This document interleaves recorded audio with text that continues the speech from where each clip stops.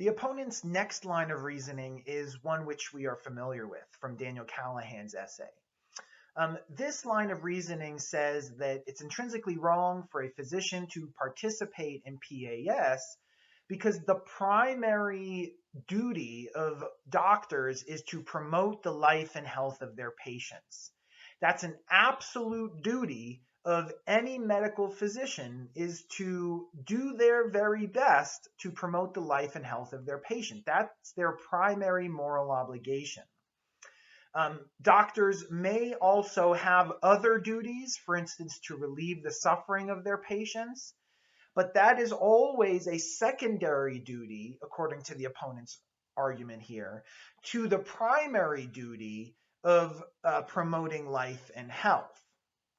Therefore, it would be wrong for the physician to engage in any course of action that directly conflicts with that duty to promote life and health. Again, even if you're doing so to relieve suffering. In response, Michael Gill argues that the duty to promote life and health is not an absolute duty. That is to say that Gill agrees that medical physicians have multiple duties. However, the hierarchy of those duties is dependent on the particular patient. For a patient who is not terminal and who is not seeking PAS, the duty to promote life and health is primary. However, when a doctor has a patient who is terminal and who does wish to engage in PAS, the order of duties changes.